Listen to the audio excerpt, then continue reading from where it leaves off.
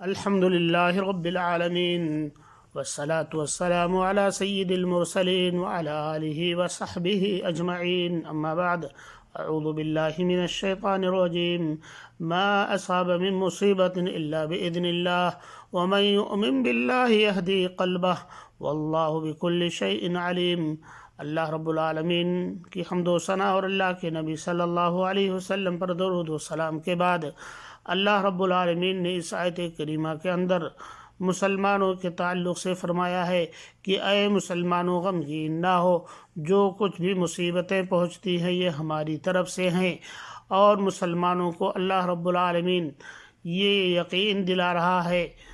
کہ وَمَن يُؤْمِن بِاللَّهِ يَهْدِي قَلْبَهُ، جو اللہ رب العالمین پر ایمان لاتا ہے اللہ رب العالمین اس کے دل کو ہدایت دیتے ہیں، یعنی اس کے دل کے اندر یہ چیز پیدا کر دیتے ہیں کہ جو بھی چیزیں آتی ہیں اللہ یہ منزل من اللہ ہوتی ہیں، اور وہ صبر سے کام لیتا ہے۔ اسی لیے میرے بھائیو اور دوستو، اللہ کے نبی صلی اللہ علیہ وسلم نے ان لوگوں کے لیے بشارت عطا فرمائی ہے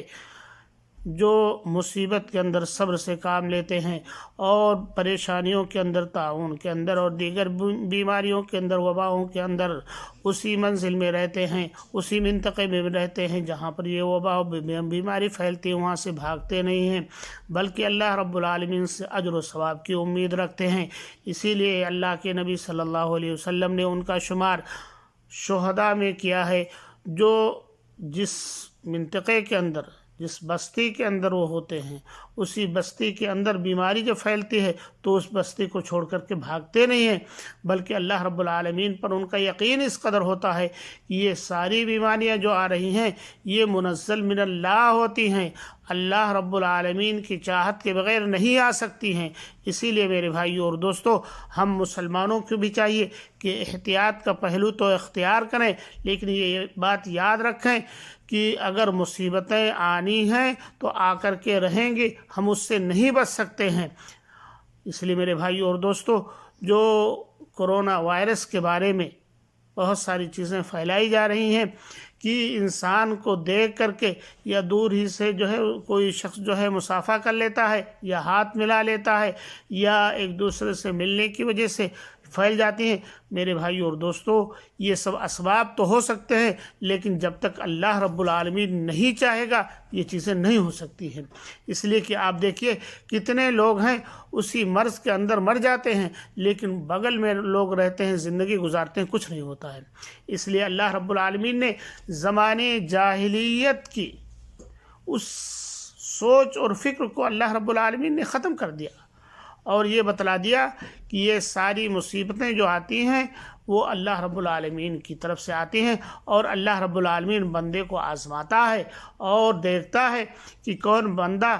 مصیبت کے وقت جو ہے صبر سے کام لیتا ہے۔ اگر کوئی شخص میرے بھائی اور دوستو صبر سے کام لیتا ہے، اس لیے اللہ کے نبی صلی اللہ علیہ وسلم کی ایک دوسری حدیث آتی ہے جو صحیح مسلم کے اندر ہے کہ مومن کی عجیب شان ہے،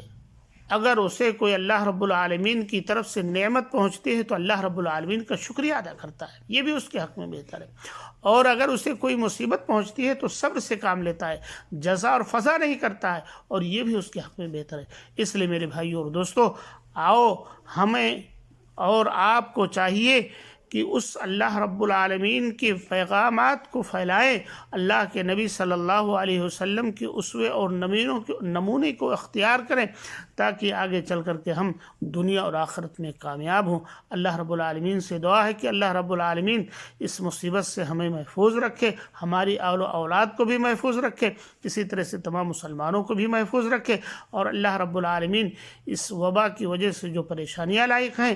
اللہ رب العالمین ہم لوگوں کی حفاظت فرمائے۔ آمین۔ وآخر دعوانا ان الحمد للہ رب العالمین۔